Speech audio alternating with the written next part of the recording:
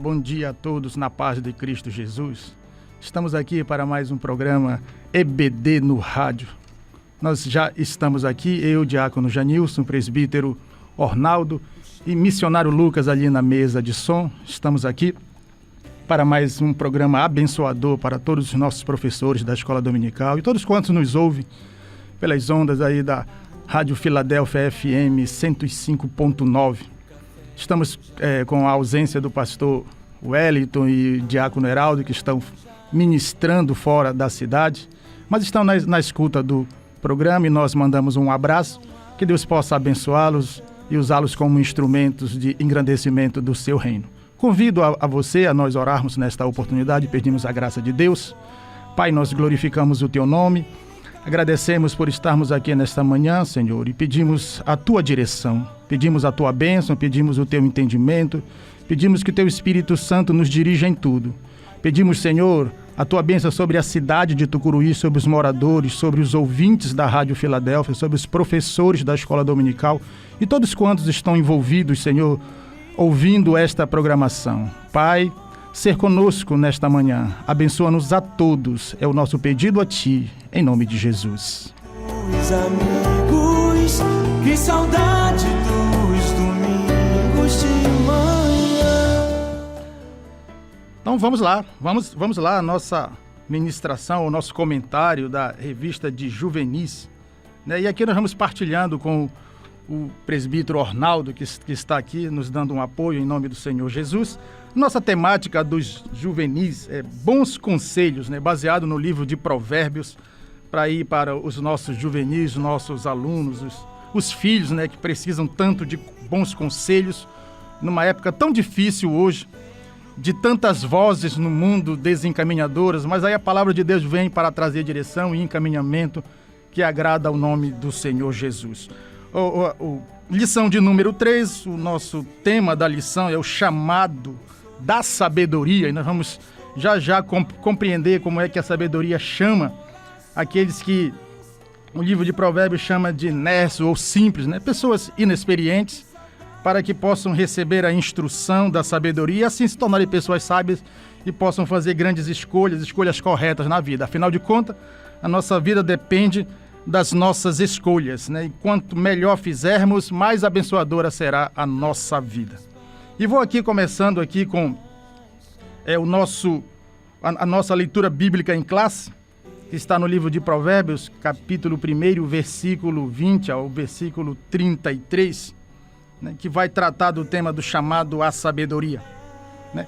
É importante nós percebermos que a figura de linguagem usada nesse texto. O livro de Provérbios é um livro poético que usa muito a figura de linguagem. E Salomão explora aqui, claro que naquela época ele não tinha ainda esse entendimento no sentido de que como é tratado hoje a figura de linguagem, mas nós podemos hoje aproveitar essa compreensão para ampliarmos o nosso entendimento do texto, né? E o fato do tema da lição tratar ou vier com essa figura de linguagem chamada de personificação, que nada mais é do que atribuir características humanas àquilo que não é humano. Então, a sabedoria será tratada como uma pessoa. É verdade que Paulo, escrevendo aos Coríntios, diz que Cristo é a sabedoria de Deus. Contudo, eu não posso pegar esse texto que nós vamos explorar daqui a pouco e tentar dizer que esse texto se refere necessariamente à pessoa do Cristo. Não, eu preciso ter um pouco de bom senso, né? O texto, na verdade, fala da sabedoria de Deus como uma instrução de Deus e como uma pessoa que me convida a buscá-lo. Então a gente pode começar dizendo e fazendo uma distinção entre sabedoria e conhecimento, porque há muitas pessoas que têm muito conhecimento, contudo, não são sábias na vida. Porque apesar de terem muito conhecimento, e mesmo a despeito desse muito conhecimento, acabam tomando decisões muito equivocadas e até cometendo muitas coisas que trazem prejuízo à vida, mostrando que não há sabedoria nenhuma, né? A sabedoria nada mais é do que a capacidade de aplicar o conhecimento que eu possa possuir nas questões da vida, né? Então, a sabedoria tratada por Salomão, ela é mais prática do que teórica. Já o conhecimento é o acúmulo de informação, que às vezes é conseguido estudando, lendo, pesquisando. Então você acumula uma certa quantidade de informação e isso constitui o seu cabedal, o seu conhecimento. Mas muitas vezes a pessoa não sabe como aplicar isso no dia a dia. E é aí que entra o livro de Provérbios, nos mostrando que como se aplica o que eu conheço no dia a dia, a fim de que as minhas decisões possam ser sábias. A paz do Senhor, Diácono Janilson, a todos os amados irmãos que estão na escuta do programa Escola Bíblica Dominical, os nossos amados irmãos que estão aqui no estúdio, o missionário Pablo, Francisco também está conosco aqui. É interessante que, já que esse último trimestre trata sobre sabedoria, e um dos homens mais sábios que existiu, que foi Salomão, excetuando Jesus, ele foi o maior sábio, né? Jesus, ele é incomparável. E a gente tem que distinguir aqui duas palavras que são comumente usadas. Tem o sábio e o sabido. Muita gente pensa que são sinônimos.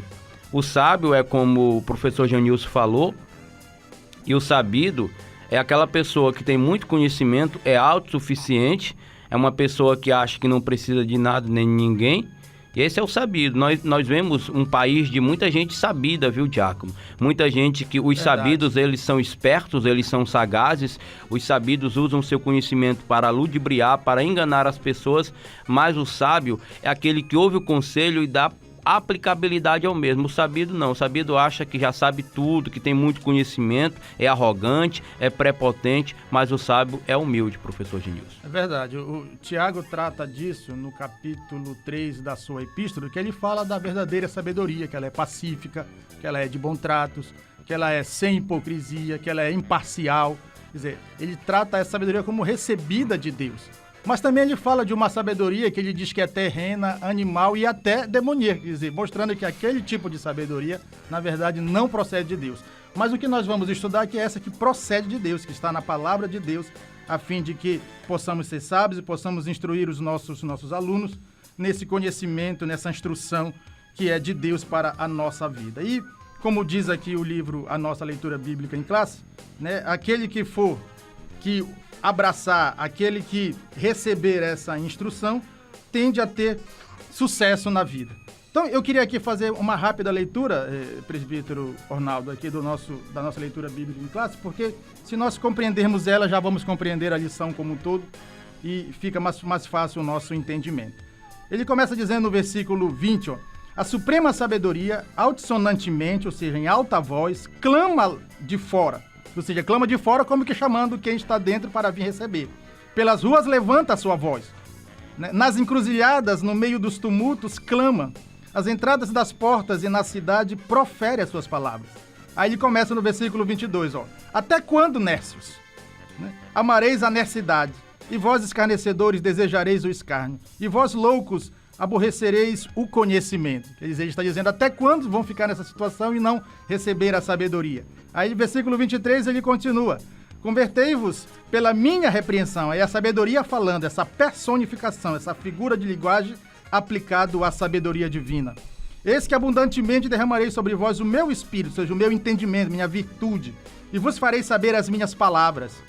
Mas por que clamei e vós recusastes? Olha só como ele diz, por que estendi a mão e não houve quem desse atenção? Antes registraste todo o meu conselho e não quisestes a minha repreensão. Aí olha só o versículo 26, como ele vai dizer o resultado de se abrir mão da sabedoria que Deus nos oferece. Versículo 26, ele diz, também eu me rirei da vossa perdição e zombarei vindo o vosso terror. Quer dizer, se abrirmos mão da instrução de Deus na nossa vida, dos conselhos de Deus, da sabedoria de Deus, o fim não é muito bom. Não é isso, presbítero?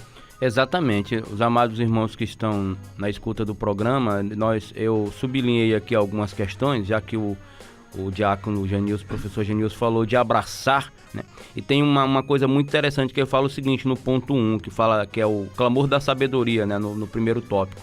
Não são poucos jovens que se deixam levar por conversas deturpadas e seguem ingenuamente por caminhos tortuosos. Então, diácono, esses jovens, eles são insensatos, eles são nécios, né? São loucos, são estultos, que são tudo sinônimo aí nas Sagradas Escrituras.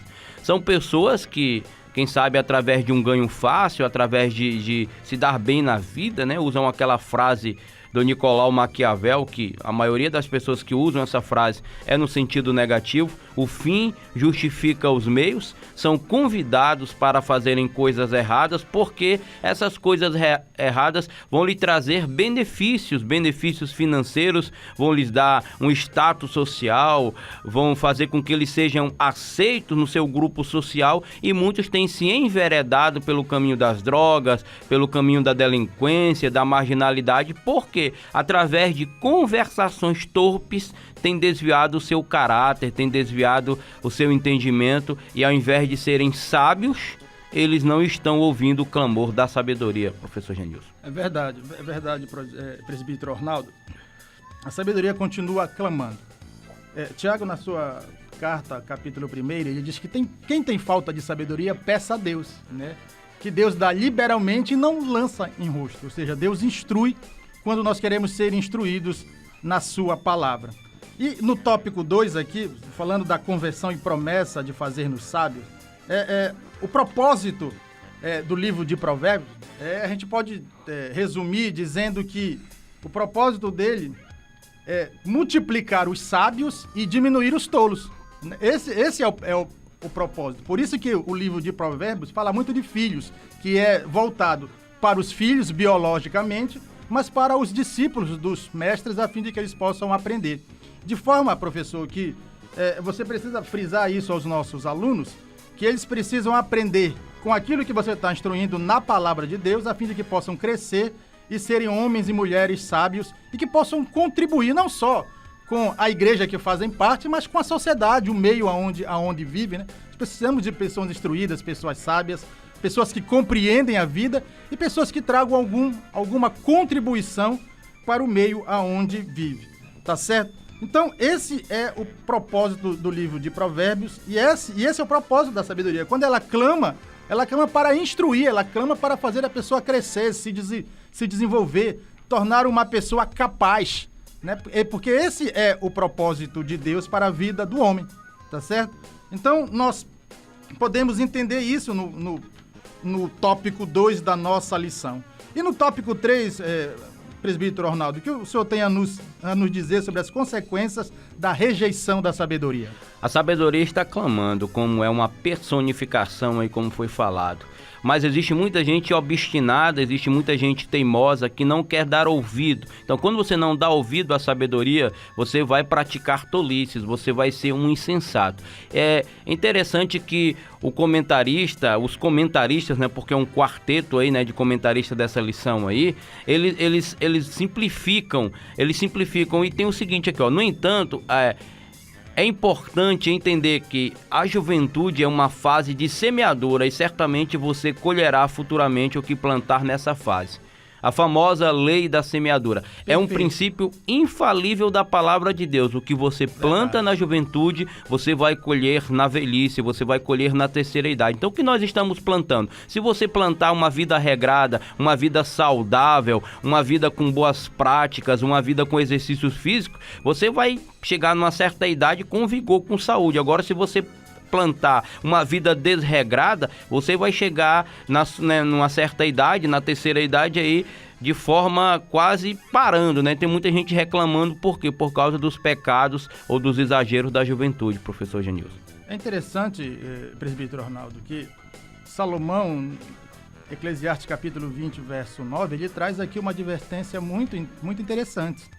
Ele diz, ó, alegra-te, jovem, porque ele sabe que a vida de jovem, né, a vida juvenil é uma vida de alegria, ou pelo menos deve ser, né, quando bem vivida na presença do Senhor. Alegra-te na tua mocidade e recreie-se o teu coração nos dias da tua mocidade e anda pelos caminhos do teu coração e pela vista dos teus olhos. Ele sabe, porém, que de todas estas coisas Deus te trará a juízo, ou seja, te prestará conta, né? Todos nós um dia prestaremos conta diante de Deus da vida que tivemos, né? E Paulo, escrevendo a Timóteo, na sua segunda epístola, capítulo 3, versículo 15, ele diz assim a Timóteo, e que desde a tua meninice sabes as sagradas letras, que podem fazer-te sábio para a salvação. Eu achei isso interessante, porque ele não disse a Timóteo que faria dele um homem intelectual, mas um homem sábio. E sábio para quê? Sábio para a salvação. Né? Que coisa maravilhosa.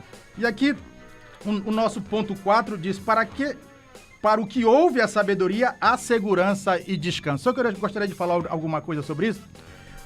A questão da sabedoria, a gente tem que entender o seguinte, amados. É importante também os conselhos, já que estamos falando dos bons conselhos da sabedoria.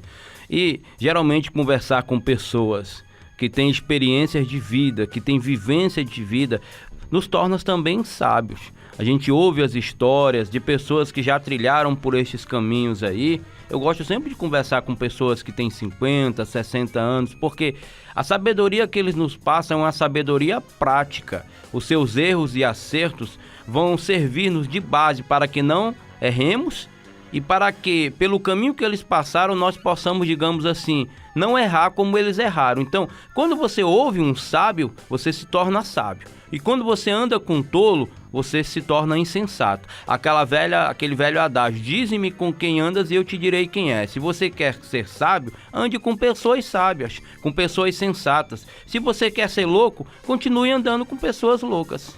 Verdade, né? E aqui a gente finaliza o nosso comentário da lição de Juvenício. Quero deixar aqui o versículo de Provérbios, capítulo 14, versículo 26. No temor do Senhor há firmeza, confiança, e ele será um refúgio para os seus filhos, né? Então fica aqui o nosso convite. Se você quiser saber mais dessa lição, você pode ir a uma das nossas escolas dominicais amanhã, e essa lição será melhor explanada.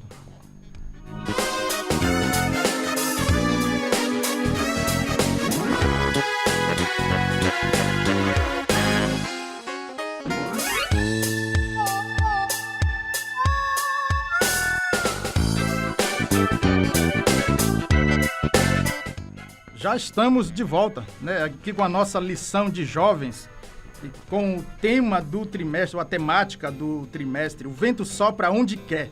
Os ensinos bíblicos do Espírito Santo e sua operação na vida da igreja. Nós estamos estudando durante esse trimestre sobre as doutrinas pentecostais, né, e hoje a lição de número 3 traz como tema os livros de Lucas e de Atos, a base da doutrina pentecostal.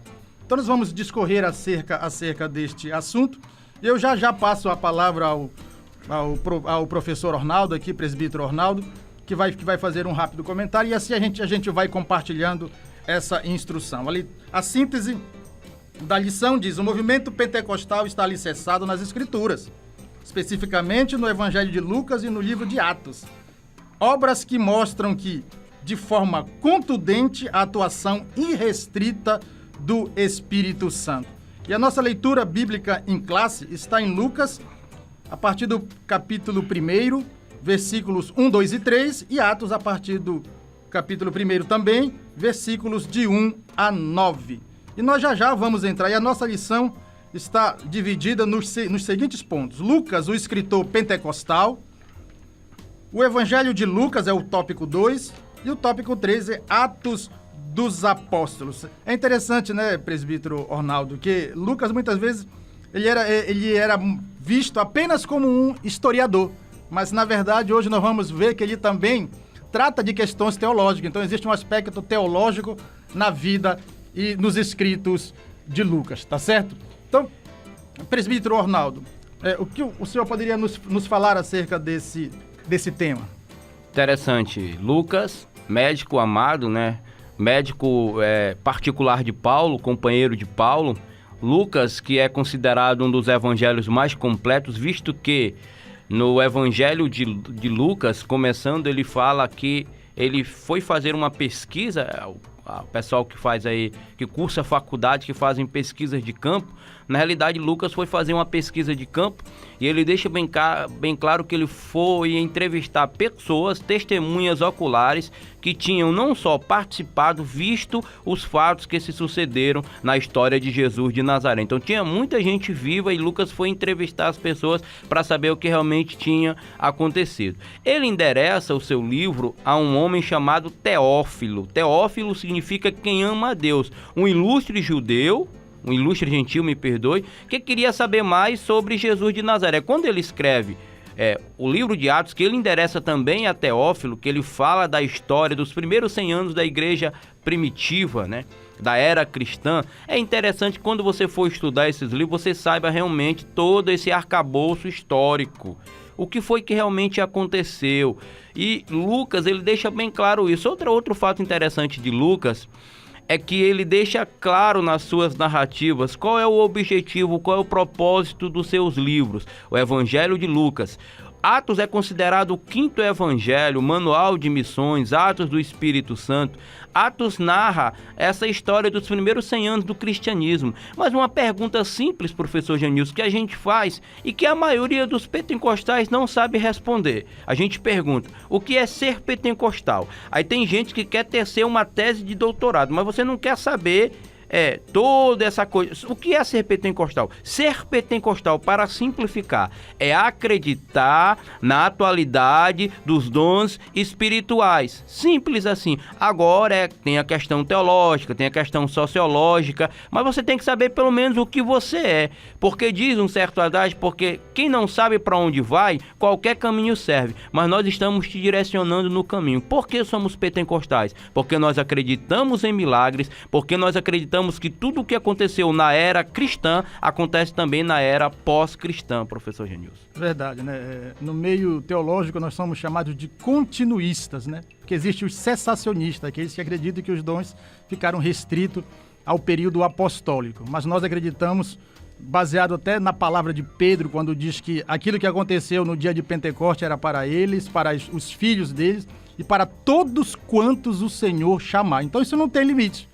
Tá certo? Então, nós acreditamos que esses dons, eles também estão em atuação hoje, justamente porque o Espírito Santo está no mundo com a igreja, dirigindo a igreja e manifestando esses dons. O mesmo Espírito que desceu no dia de Pentecoste é o mesmo Espírito que ainda hoje continua dirigindo a igreja e tem o mesmo poder e a mesma operação.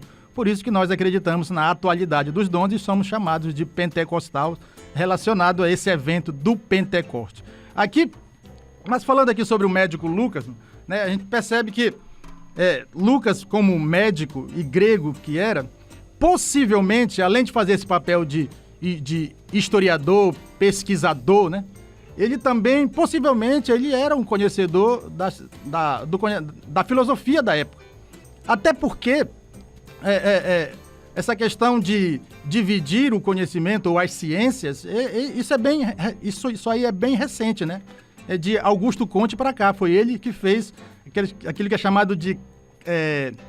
Ele que catalogou as ciências, ele que fez essas divisões. Mas algum tempo, mas antes deles, você vê que, por exemplo, a pessoa era matemático, filósofo, físico. Quer dizer, havia essa mistura toda. E na época de Lucas, da mesma forma, né? Quer dizer, como a filosofia era grande ciência, podemos assim dizer, que eles não tratavam como ciência, mas como um conhecimento, então Lucas também tinha um vasto conhecimento. E esse vasto conhecimento lhe serviu e lhe deu suporte para que ele pudesse fazer todo esse trabalho bem feito do seu evangelho, né, e do livro de Atos, que a gente entende que é uma obra só dividida em 2 volumes. Tá certo? Então, continuando aqui, presbítero Ornaldo, o evangelho de Lucas, o que nós poderíamos dizer dele? O evangelho mais completo que existe, um evangelho histórico, inclusive o filme Jesus, que é tão famoso aí no mundo inteiro, ele é baseado justamente no evangelho de Lucas, do Dr. Lucas.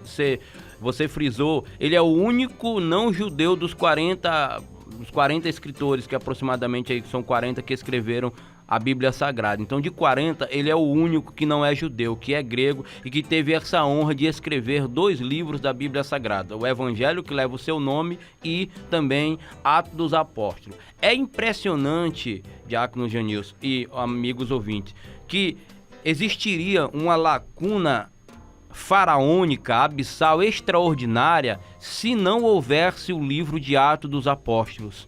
Porque o livro de Atos dos Apóstolos fala dos primórdios do cristianismo, como os primeiros cristãos viviam em comunidade, como eles viviam no relacionamento interpessoal. E Atos 2,42 fala dos 4 pilares que sustentavam a igreja primitiva. Eles perseveravam na doutrina dos apóstolos, na comunhão, no partir do pão e nas orações. Então mostra uma igreja avivada, uma igreja que tinha como tema central a ressurreição de Jesus Cristo, porque a ressurreição de Jesus Cristo é o maior milagre do cristianismo, professor Genilson. É verdade. O Evangelho de Lucas, o nosso comentarista, ele faz 3 destaques aqui. Primeiro, é que é um evangelho em que Lucas faz questão de destacar o aspecto da oração, que é da vida devocional, da vida de comunhão com Deus, né? Ele já começa aqui mostrando, no caso, a oração de João Batista, né? Aliás, de Zacarias como pai de João Batista.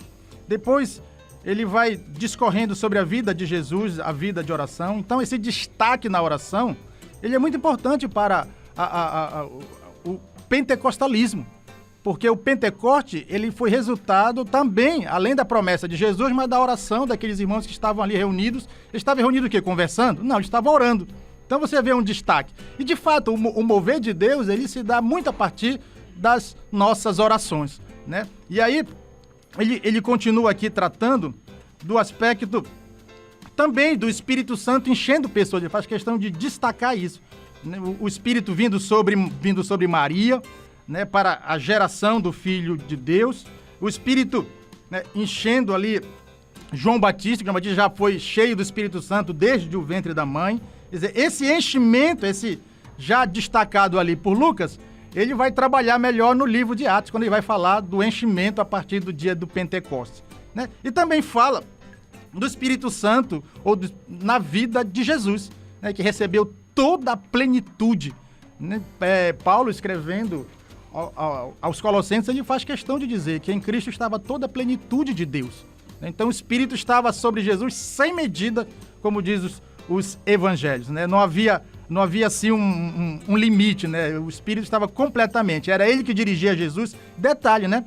Quando, por ocasião do batismo de Jesus, você vê que o Espírito vem sobre ele e o texto faz questão de dizer que é o Espírito que leva Jesus ao deserto para ser tentado, quer dizer, mostrando que Jesus, né, como homem que era, 100% homem também, estava completamente à disposição e na direção do Espírito Santo. E o tópico 3 aqui, falando especificamente do livro de Atos, falando sobre a vinda do Espírito Santo, né, que é justamente o evento pelo qual nós somos conhecidos, que é o evento do Pentecoste, né? O que o senhor nos diria desse evento, presbítero Arnaldo? Os ouvintes e os amados irmãos estão percebendo que a gente está falando constantemente, porque Atos e Lucas estão intrinsecamente, profundamente ligados. Para que você tenha uma ideia, para simplificar mais para você ainda, em Lucas eles estão esperando, em Atos eles estão recebendo uma promessa. Lucas 24:47 diz: ficai em Jerusalém até que do alto sejais revestidos de poder. E Atos 2, eles estavam em Jerusalém, no cenáculo, ali aproximadamente 20 pessoas, quando de repente veio do céu o som como de um vento veemente, impetuoso, encheu a casa e eles receberam a promessa do Pai. Então, eles estão ligados profundamente. Atos do Espírito Santo, o Manual de Missões, o livro de Atos dos Apóstolos. Eu pergunto, o que são Atos dos Apóstolos? Eu perguntei bem assim, por que o nome do livro é Atos dos Apóstolos? O que são atos? Atos são ações que alguém pratica. E por que fala de Atos dos Apóstolos? Fala das ações praticadas pelos apóstolos de nosso Senhor Jesus Cristo, dando uma ênfase em Pedro, em João, na oração, né, no capítulo 3 de Atos, mas também fala muito de Saulo, que se tornou Paulo, que foi o grande epistolágrafo, né, da história, ou seja, o grande escritor de epístola da história. Dos 27 livros do Novo Testamento, Paulo, que tem um destaque e uma ênfase muito grande no livro de Atos dos Apóstolos, ele escreveu 13. E o Espírito Santo é a marca registrada dos pentecostais. Joel dizia que nos últimos tempos ia haver uma efusão, um derramamento do Espírito Santo sobre jovens, sobre velhos, sobre velhas, sobre todas as pessoas, todas as classes sociais. O derramado do Espírito Santo não tem distinção de raça, não tem distinção de cor, não tem distinção de status sociais. O derramado do Espírito Santo é para todas as classes sociais, para todos aqueles que buscam com intensidade, com sinceridade, o derramado do Espírito Santo. Esse revestimento de poder que impulsiona-nos com a ousadia para pregar o Evangelho com mais poder, com mais vivacidade, com mais ânimo, é o poder do Espírito Santo. É isto que ele fala em Atos dos Apóstolos, o Atos do Espírito Santo. É verdade, é verdade. Alguns comentaristas acreditam que, sabe que o título dos livros e os nomes foram dados depois, né? E alguns comentaristas entendem que o melhor nome para o livro de Atos dos Apóstolos deveria ser Atos do Espírito Santo, né? Porque todas as coisas foi o Espírito Santo que fez, usando os apóstolos, sim, mas mostrando claramente que havia uma direção plena do Espírito Santo. Tanto prova que, naquilo que é chamado de Concílio de Jerusalém, você vê que a decisão deles passa por uma concordância do Espírito Santo, né? Diz que pareceu bem, também é o Espírito Santo aquela decisão. Então mostra o Espírito Santo direcionando a igreja, e é ele que conduz a igreja hoje, né? De formas que Jesus disse ficar em Jerusalém até que do alto seja revestido de poder.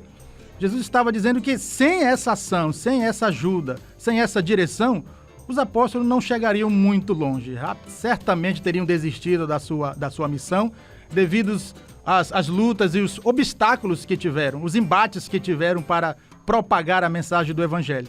Mas, na direção, ou revestidos pelo Espírito Santo, eles tiveram a ousadia, a graça e o poder para levar adiante a missão.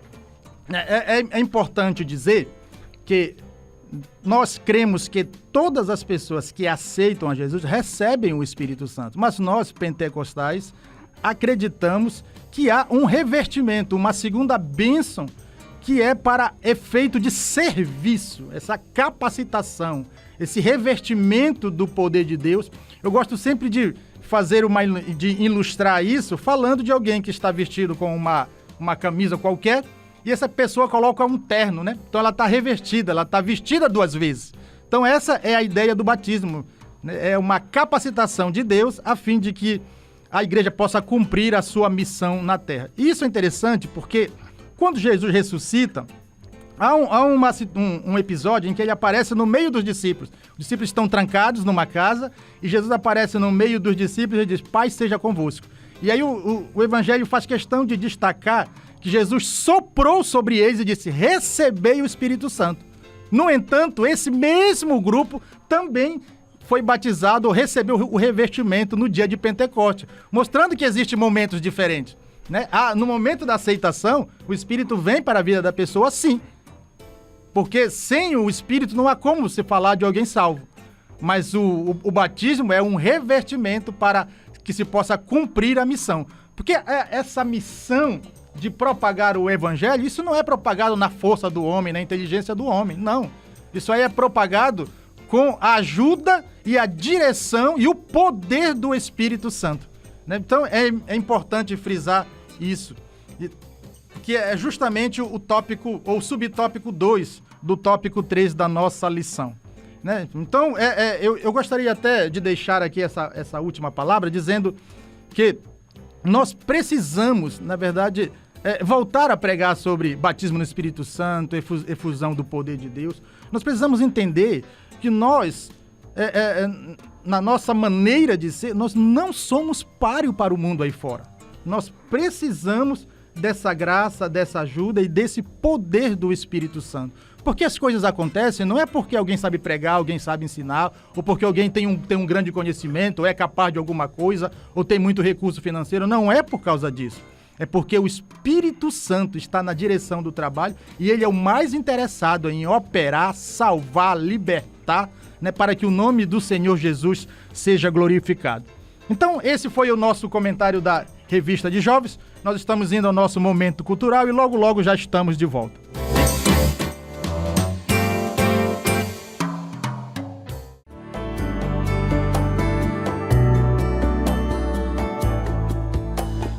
Já estamos de volta agora para o comentário da lição de adultos, né? Que traz como tema de capa as parábolas de Jesus. Nós estamos estudando durante esse trimestre, tentarmos compreender essa forma de Jesus ensinar questões profundas do reino de maneira simples, né? Usando comparações.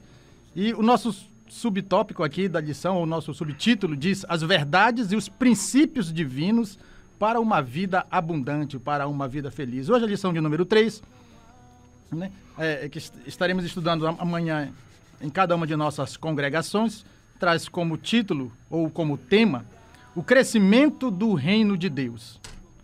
O nosso texto áureo aqui diz, porque eis que o reino de Deus está entre vós. Na verdade prática, o reino de Deus cresce e continuará crescendo até a consumação dos séculos.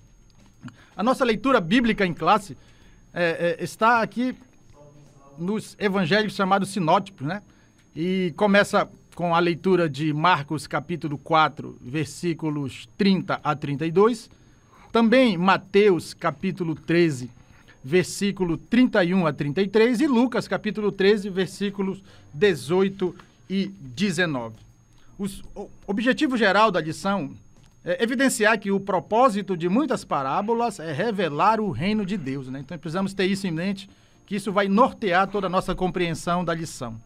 Os nossos objetivos específicos, que são compartilhados, que são aqui distribuídos na lição nos tópicos, diz interpretar as palavras acerca do reino de Deus, esse é o primeiro objetivo específico, demonstrar a singeleza do início do crescimento do reino de Deus e narrar o perfil dos participantes do reino.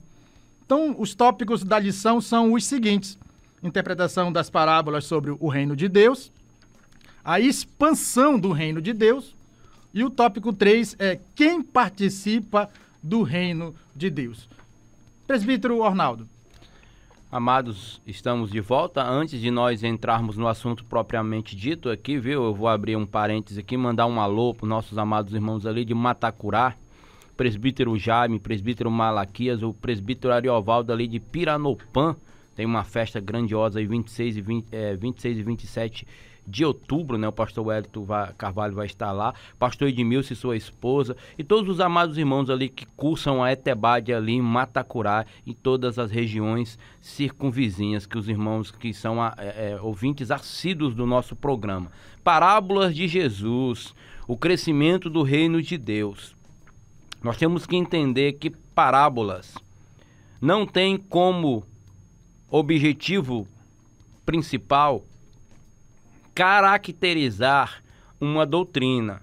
Não pode se caracterizar a doutrina baseada-se em parábolas, porque nós cometeremos erros grosseiros. Alguns chegam a dizer, por exemplo, estavam dois no campo, um subiu e o outro ficou. E eu já vi alguém falando que é o seguinte, só 50% da igreja vai subir. Olha que interpretação estapafúrdia, absurda. Doutrina, a gente tem que entender o seguinte, doutrina tem que estar respaldado nos 66 livros da Bíblia Sagrada. Não pode se ater a fatos isolados e você caracterizar uma doutrina. A gente fala da soteriologia da doutrina da salvação, porque ela tem respaldo escriturístico do Gênesis e o Apocalipse, assim como todas as demais doutrinas da teologia sistemática e das outras teologias. Então você não pode pegar isso e caracterizar, porque vai dar uma confusão, um emaranhado aí e uma hermenêutica deturpada da realidade bíblica e das escrituras. Fala muito do reino de Deus.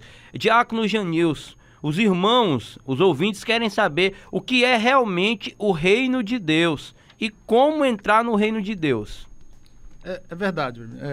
A gente precisa entender que o reino de Deus, ele já está ou já é manifestado na igreja. A igreja.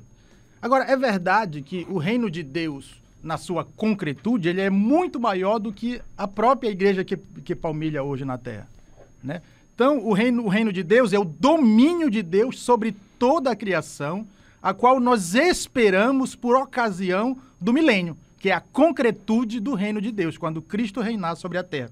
Entretanto, ele já é manifestado, né, na igreja. A igreja, de certa forma, já é esse prenúncio do reino, já é o reino de Deus. O propósito de Deus com a igreja é fazer com que as pessoas olhem para a igreja e percebam como é que se vive no reino. Por isso, uma responsabilidade tal nossa que pertencemos ao reino de Deus, né? Porque eu sempre gosto de dizer, só faz sentido falar de reino de Deus aqueles que pertencem ao reino de Deus. Só faz sentido falar ou pregar acerca da salvação os salvos, né? Não são os perdidos que pregam para os salvos, mas os salvos que pregam para os perdidos.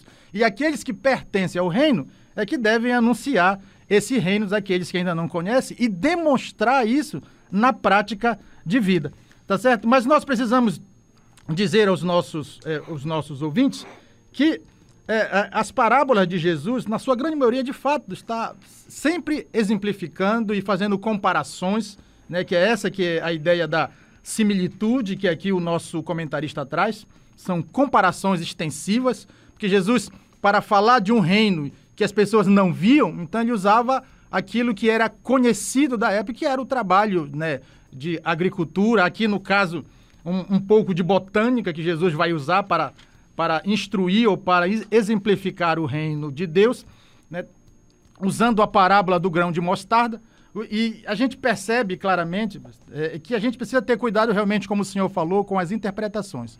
Eu não preciso buscar significado em todos os detalhes de uma parábola, porque senão acontece aquilo que o pastor Hernandes Dias Lopes diz, de alguém que se perde na floresta atrás de uma árvore, né? Mas eu preciso entender a mensagem geral. Se eu entender a mensagem geral, eu já dei um grande passo na compreensão, né? E quando Jesus conta ou trata dessa parábola, né, ele profere essa parábola, a parábola do grão de mostarda, eu penso aqui que ele está evidenciando, parece que a ênfase está na questão do contraste de uma semente tão pequena para um resultado tal, né? Então, esse contraste que Jesus quer trabalhar, né?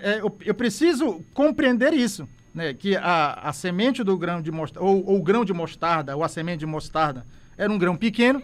Bem verdade, como alguns têm dito hoje, que não é o menor grão que se tem, ou que existe. Entretanto, naquela época já era um adágio popular, já era um conhecimento, já era do senso comum que aquela semente era uma semente extremamente pequena e ela entendida como a menor das sementes. Hoje nós sabemos que existem sementes muito menores, né? Mas o que Jesus quer discutir não é necessariamente isso, mas o contraste e a expansão desse reino. Jesus quer falar de algo que não salta à vista, que é um poder secreto que faz aquilo expandir, que faz aquilo se tornar o que é. Por exemplo, de uma simples semente se torna uma hortaliça, como Jesus conta, a fim de maneira que até as aves do céu vêm fazer ninho nos seus galhos. Quer dizer, a ideia é que Jesus quer dizer, olhando para uma semente de mostarda, não se imaginaria que aquela árvore, que pudesse dar uma árvore com essa dimensão. Interessante que, quando se fala de crescimento do reino de Deus, né, que é o assunto em ênfase aqui da nossa terceira lição, o reino de Deus e o ministério de Cristo e o crescimento não foi assim. Ele não começou com um suntuoso templo, não começou com milhares de discípulos, mas começou chamando pescadores na margem do Mar da Galileia. E de repente, hoje nós temos o cristianismo aí com mais de 1 bilhão de pessoas aí, né? Quase 2 bilhões de pessoas que professam o cristianismo, a religião de Cristo. E é interessante que Jesus, antes mesmo dos primeiros servos de Cristo, discípulos de Jesus, serem chamados de cristãos, eles eram chamados simplesmente de o caminho ou a seita dos nazarenos, porque achavam que era uma ramificação do judaísmo. E, na época, ser chamado de cristão, Diácono Janilson, era um ato de zombaria, eles estavam escarnecendo. Então, quando se dizia que alguém era cristão, era motivo de escárnio. E hoje alguém ser chamado de cristão é motivo de honra. Mas o que é ser um cristão de verdade? Não um cristão de acordo com o Instituto Brasileiro de Geografia e Estatística. Cristão, para o IBGE, é todo mundo que fala de Jesus. Mas o que é um cristão segundo as Sagradas Escrituras, Diácono Janilson? É verdade, presbítero Ronaldo. alguém que pertence. De início, a gente pode dizer dentro dessa lição, alguém que pertence ao reino de Deus, né? Isso é sem discussão. O tópico 2 aqui diz a expansão do reino, né? Essa expressão me faz logo perceber que o reino de Deus, ele é acolhedor. Foi uma porta aberta que se abriu mediante o sacrifício do Senhor Jesus, e que essa porta continua aberta a todos os homens, né, a serem convidados a entrar e pertencer ao reino de Deus. Né? A expressão igreja, que o seu significado é chamados para fora, eu sempre gosto de dizer, né, que a igreja diz respeito àqueles que são chamados para fora do mundo, mas para dentro do reino de Deus. Né? Então, aqui nesse subtópico 1, do tópico 2, fala que o campo de semeadura. Aqui o comentarista destaca o fato de que Mateus descreve o campo de semeadura como a terra, né? Ou seja, uma terra qualquer. Marcos fala de campo e Lucas de horta. Eu entendo isso aqui mostrando que o reino de Deus ele se expande para qualquer lugar. Né? Para onde for um cristão, para onde o evangelho for direcionado, para lá o reino de Deus se expande. Eu achei isso interessante. No capítulo 8 de Atos, diz, por causa da perseguição, né, que veio a partir da morte de Estevão, aí diz que os cristãos foram dispersos. E aí o texto diz que para onde eles iam, para lá eles iam anunciando a palavra do Senhor, quer dizer, expandindo o reino de Deus. Eu penso, presbítero Ornaldo, que quando Jesus contou essa parábola do grão de mostarda, ele estava falando daquilo que ele estava iniciando. Né? Porque João Batista, aquele que anunciou, que foi o precursor do Messias, que anunciou a chegada do Messias, ele veio com uma mensagem dizendo: arrependei-vos, porque está próximo o reino dos céus. Só que quando Jesus veio com a mesma mensagem, mas agora atualizada, porque ele diz: é chegado a vós o reino de Deus. Né? Convidando as pessoas a fazer parte desse reino de Deus e mostrando a expansão dele. Então eu vejo que esse subtópico primeiro do tópico 2, falando do campo, me faz entender isso, que essa expansão do reino a todos os lugares. E o subtópico 2 aqui, um lugar debaixo da sombra, eu penso que é esse aspecto acolhedor do reino, né? É bem verdade que existe um debate entre os comentaristas sobre o significado dessas aves, né? Porque na parábola do semeador, a ave representa o inimigo, porque vem e come a semente lançada à beira do caminho, né? Mas a gente precisa ter cuidado para a gente não cometer aquilo que é chamado na interpretação bíblica de escravização de sentido. O que é escravização de sentido? É que todas as vezes que eu vejo ou que eu percebo aquela palavra, eu entenda que ela tem somente aquele significado. Entretanto, nós sabemos hoje, pelos estudos linguísticos, que o significado se dá no contexto em que a palavra é aplicada. Então, nesse contexto aqui, eu não consigo perceber um aspecto negativo, porque ele se beneficia, a ave, no caso aqui, se beneficia, as aves do céu, se beneficia da árvore, né? Porque tem uma árvore, então ela pode vir e construir o seu ninho. Então eu vejo um aspecto de benefício aqui, né? E aí, nesse aspecto, eu vejo como o reino de Deus é agregador e é acolhedor, tá certo? Presbítero Ornaldo.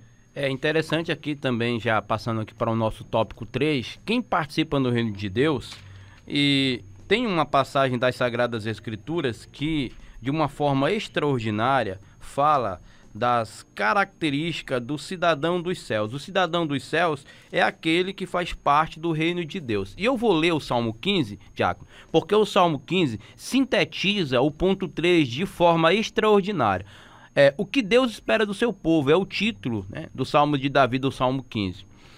E ele começa com duas perguntas. Senhor, quem habitará no teu tabernáculo? Quem poderá morar no teu santo monte? Ou seja, quem pode participar do céu? Quem vai para o céu? Aí ele começa a dar as características de um cidadão do céu. Aquele que vive com integridade, que pratica a justiça e de coração fala a verdade. Aquele que não difama com sua língua, não faz mal ao próximo, nem lança injúria contra o seu vizinho. Aquele que a seus olhos tem por desprezível ao que não merece reprovação. Outra tradução fala do réprobo, né? Mas honra os que temem ao Senhor. Aquele que jura e cumpre o que prometeu, mesmo com prejuízo próprio. Não é um homem de duplicidade, dubiedade, de ambiguidade. É sim, sim e não, não. Jesus diz que passa disso é de procedência maligna. Aquele que não empresta o seu dinheiro com usura, nem aceita suborno contra o inocente. Sintetiza quem vai participar do reino de Deus. Quem é íntegro, quem é justo, quem é verdadeiro, quem não é difamador, quem não se injuria com o seu próximo, quem não é usurento. Então essas são as características aí de um verdadeiro cidadão do céu. Quem participa do reino de Deus. Se nós nos encaixarmos no Salmo 15, nós somos um cidadão do céu, porque nós já somos um cidadão da terra, nós já temos cidadania terrestre, mas para termos cidadania celestial, nós temos que estar dentro desses requisitos do Salmo 15. Verdade, verdade.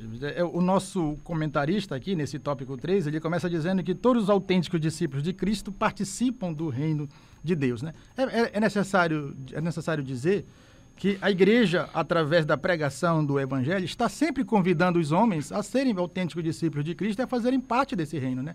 Esse reino é um reino convidativo a todas as pessoas que quiserem entregar a sua vida a Cristo, quiserem servir a Cristo com fidelidade, né? É sempre bem-vindo ao reino de Deus. Afinal de contas, Jesus disse que veio buscar e salvar o que se havia perdido, né? O tópico, ou subtópico 1 desse tópico 3, diz quem tomou uma decisão, ou seja, tomar a decisão de servir a Cristo, de segui-lo, né? De realmente se colocar numa posição de discípulo de Cristo, né? Como o senhor acabou de dizer, os discípulos foram chamados em Antioquia de cristãos, porque as pessoas observavam a vida daqueles irmãos e diziam, olha, essas pessoas são como Cristo, por isso eles foram chamados de cristãos, né? O subtópico 2 diz quem tem uma relação pessoal com Jesus. Isso é interessante. Eu sempre gosto de dizer que há muitas pessoas que eles são ativistas na igreja, né? Nós não podemos ser. É verdade que nós precisamos ter ocupação, precisamos trabalhar pelo reino de Deus, mas principalmente cultivar a nossa vida pessoal de comunhão, de devoção com Cristo. Há necessidade de um relacionamento pessoal com Cristo, sem o qual não podemos ser chamados de cristãos. O subtópico 3 diz quem tem uma caminhada dinâmica com Cristo. Quer dizer, essa caminhada não é fácil, às vezes tem lutas, sofrimentos, né? Mas o fim dela é maravilhoso, é proveitoso. O fim dela é as mansões celestiais. Mas voltando aqui para a gente finalizar e concluir, presbítero Ornaldo,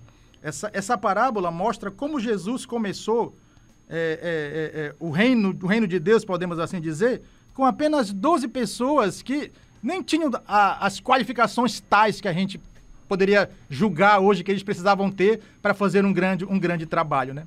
Mas é interessante que Deus, através do Espírito, capacitou aqueles 12 apóstolos, aqueles 12 discípulos de Jesus, para continuar uma obra que Jesus havia começado, né? E isso mostra, quer dizer, se alguém olhasse para aqueles 12 homens caminhando com Jesus ali, alguém poderia até olhar e dizer, isso aí não vai dar em nada. Nós já vimos muitos movimentos aqui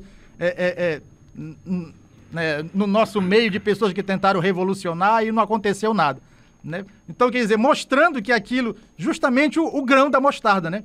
Mas quando nós olhamos hoje para o cristianismo no mundo, a gente já está vendo essa árvore, né? Né? E ainda que nós sabemos que esse reino ainda vai se concretizar num aspecto escatológico lá para frente. De fato, a gente, lá, quando nós estivermos lá no milênio, nós vamos compreender melhor essa parábola. Porque nós vamos olhar para trás e ver como Jesus começou, com 12 homens simples e o reino de Deus que se tornou na terra. Então, esse contraste é muito bem trabalhado por Jesus e que dá a ideia. A gente pode aplicar isso até numa questão local. Quando Jesus falou da parábola, ele não estava pensando em denominações, Assembleia de Deus, Batista, Presbiteriano, não era nada disso, né? Mas nós podemos fazer uma aplicação, né? Por exemplo, eu conheço igrejas que começaram na sala da casa de alguém, algumas pessoas ali, e ali aquele trabalho foi avançando, e hoje é uma congregação nessa casa. Quer dizer, a casa depois foi transformada numa congregação e depois ela foi construída, quer dizer, a congregação está lá e tem essa história. Quer dizer, olhando para a Assembleia de Deus em Tucuruí, se percebe a mesma coisa. Quer dizer, começou com alguns irmãos numa vila, né, pregando ali, alguns irmãos que talvez alguém olhasse e dissesse, isso não vai dar em nada. E olha aí agora a grande igreja que é, né? Quer dizer, mostrando assim que quem dá esse crescimento, na verdade, é Deus. É aquilo que Paulo disse, né? Eu plantei, Apolo regou, mas Deus dá o crescimento. Quer dizer, o crescimento, muitas vezes, essa ação, né, que não salta à vista, é justamente porque é uma ação do Espírito Santo agindo e trabalhando para que o reino de Deus venha se expandir e se tornar o que é. Presbítero Ornaldo. Interessante aqui, voltando ao ponto 2 aqui, eu até quero usar um tom poético aqui, que fala da diferença de um admirador e um seguidor de Jesus. Eu vou concluir dizendo o seguinte: na nossa jornada cristã, nós temos muitas situações exclamativas de admiração, de perplexidade diante dos milagres do Senhor. Continuando aí na jornada cristã, temos também muitas situações interrogativas, nos perguntamos o porquê, como, para onde, que sentido tem tudo isso. Mas temos que ter certeza absoluta que na nossa vida cristã vai ser sempre uma afirmativa: somos discípulos de Jesus e não simplesmente admiradores. Mas discípulos são aqueles que seguem, são aqueles que obedecem ao seu Senhor, independente das adversidades dessa jornada. Tá certo. Então esse foi o nosso programa EBD no Rádio. Muito obrigado pela sua companhia, que Deus possa abençoar cada um em nome do Senhor Jesus. E fica aqui o nosso convite para cada um dos nossos ouvintes. Temos escola dominical amanhã em cada uma de nossas congregações. Procure uma congregação mais perto da sua casa, vai lá receber a instrução da palavra de Deus, que certamente será abençoadora para a sua vida. Presbítero Ornaldo. Obrigado a todos os amados irmãos que estiveram na escuta, missionário Pablo aqui na nossa sonoplastia, nosso amado irmão Francisco na técnica, diácono Janilson Conceição, do Espírito Santo, é tudo aí no meio aí, amados. E vocês estão aí, continue conosco na 105,9, o som que conforta, que transforma e informa a sua alma. Que Deus possa abençoar a todos, ali vai o nosso abraço e a nossa oração, ali o diácono Heraldo e ao pastor Hélio, que estão ministrando fora, né? Alguns irmãos que estão acompanhando o Heraldo ali para o lado de Santarém, né? O pastor Hélio está ali para o arquipélago do Marajó. Que Deus possa abençoá-los, cada um deles, em nome do Senhor Jesus. E fica aqui o nosso convite a você. Deus abençoe a todos em nome do Senhor Jesus. O dia da escola, domingo.